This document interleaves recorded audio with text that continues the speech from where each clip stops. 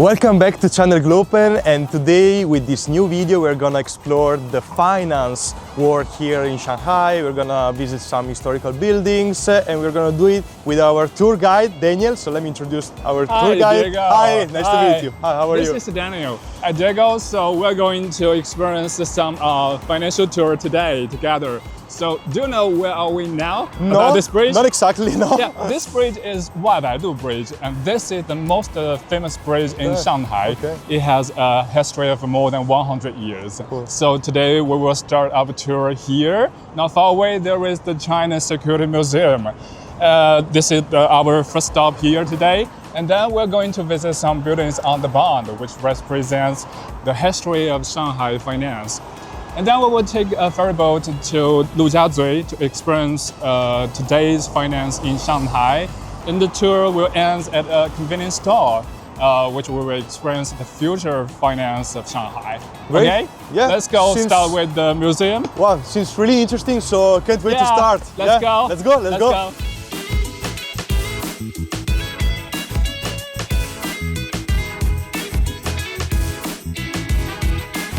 Diego, actually, Suzhou Creek is the boundary of former British concession and American concession. So after the Waibaidu Bridge, we're now at the former American concession.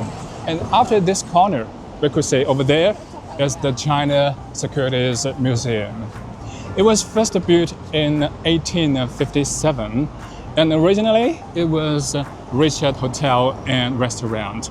It used to house Shanghai Stock Exchange, and it was also the origins of the China stock market. Okay. And it also was the first place where the first light went on in China.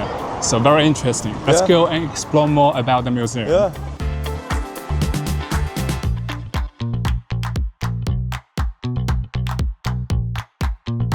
So now we're in the China Securities Museum.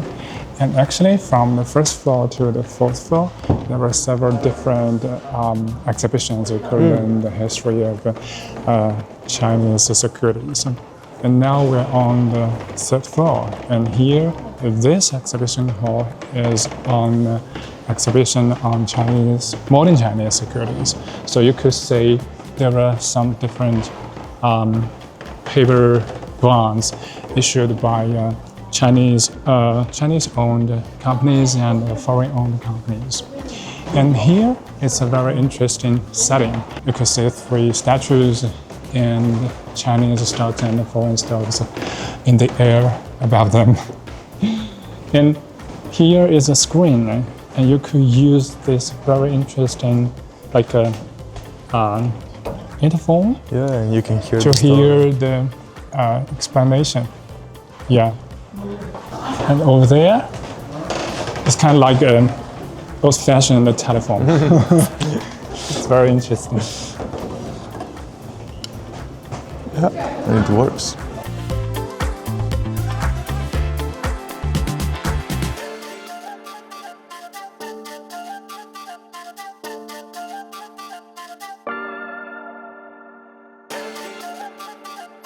So Diego, this is the first stop of the tour. Yeah. How do you think?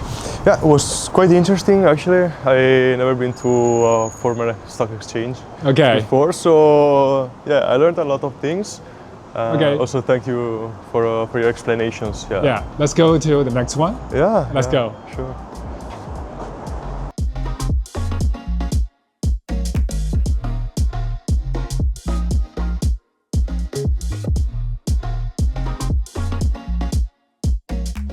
And now we're at the entrance of the Bank of the East Asia.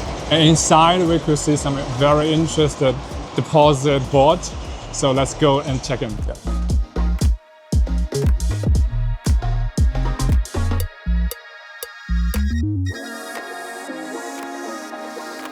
So Diego, now we're in the former Bank of East Asia.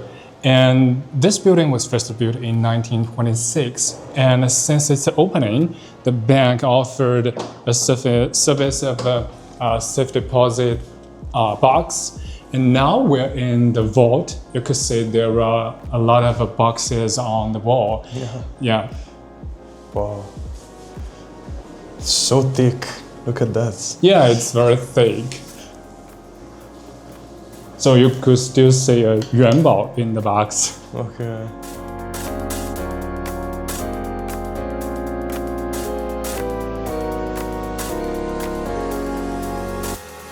I see this box fort. I mean, it looks very safe. Yeah. The first question that comes to my mind is, has this bank ever got robbed?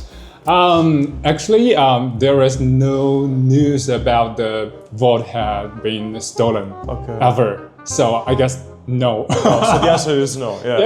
Okay.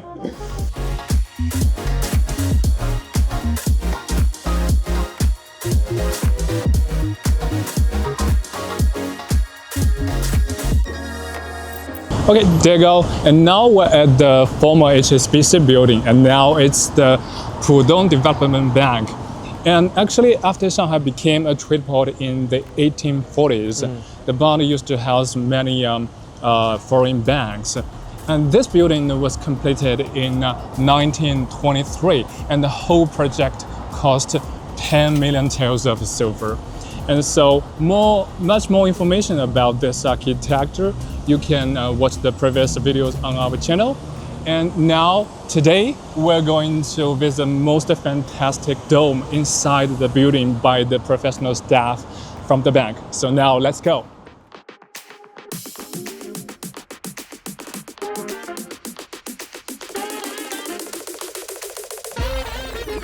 Today we are so lucky to get an exclusive inside tour of SPDB Bank Tower on the bond, number 12. Follow the staff to explore this 1923 built Far East financial landmark, once HSBC's China headquarters. After SPDB Bank took over via relocation in 1997, the hidden treasure of the dome, which had been sealed for 42 years, was finally revealed. The 20-meter-high Eastern Sistine mosaic mural is made of 2 million Venetian glass tiles, depicting mythological scenes and landscapes of 8 global cities.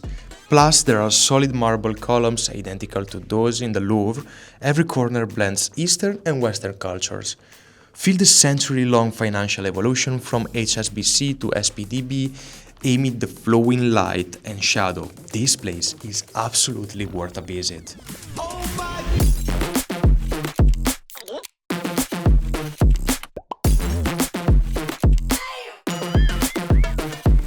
So after a deep explanation of this place, of the SPD Bank, by the tour guide by the staff of the bank, now we know much more about this place.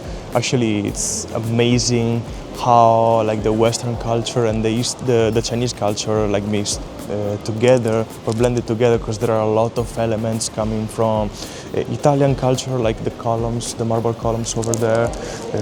The material comes from Italy, the glasses come from Italy, and it's amazing how this place basically describes like how Western culture influenced Chinese culture, financial and economic history of China.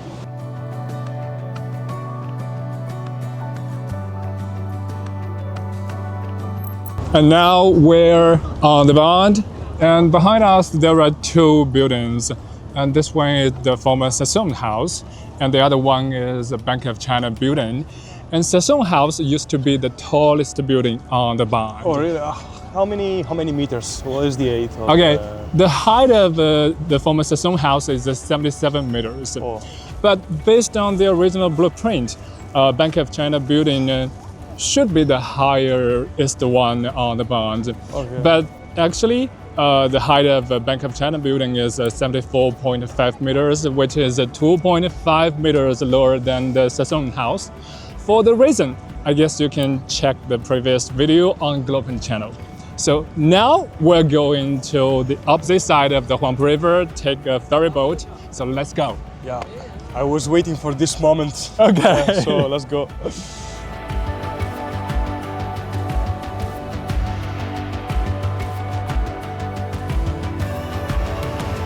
So now we're at the Huangpu Wharf, and here we're gonna take this public transportation ferry boat to cross the Huangpu River to the other side. And you just saw the ticket fee is only 2 RMB. Yeah, it's very cheap. That's crazy. Yeah. It's very cheap. Yeah. But still, it's a nice experience actually if you come here to Shanghai. Yeah. It's time for the ferry. This is the first time for me, so I'm excited.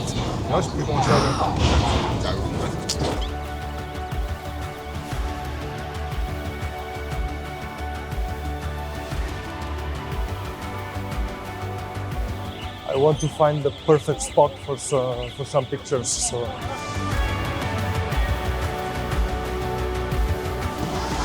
And I think we should go upstairs to find the best spot. Run! Oh!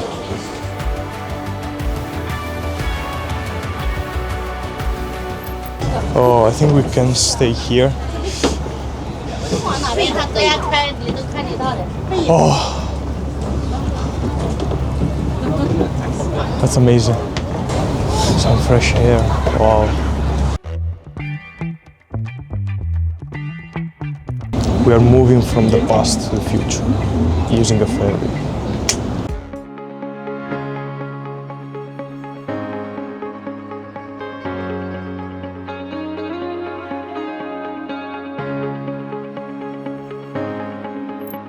Okay, so we're at the last stop, a convenience store. In this convenience store, you can pay for the merchants in different ways. Like, I guess for most of the foreign guests, they've already know about the alipay, the WeChat Pay. Sure. And here, you can also pay by the palm print and even your face recognition. And there's also another way called Alipay Plus. You can use the QR code on the payment application in your country, and then you show the QR code and the staff will scan the QR code, and the payment will be accounted by the application from your own country. Yeah, oh, okay, yeah. okay.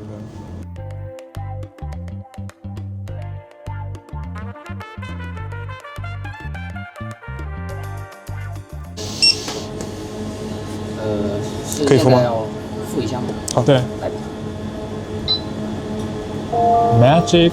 Yeah. Damn. It's easy. Yeah, super easy. Cecilia, we got this. So just like what you did, if you want to pay by the palm print, you need to register firstly. But after this, or before you leave China, you don't want the company to keep your palm print information, you can delete it. Yeah, sure. So it's easy. Okay. So for the last destination, we're going to the Lujiazui ring road platform. We're going to enjoy the skylines and the skyscrapers in Lujiazui. Okay, yeah, let's go. Let's go.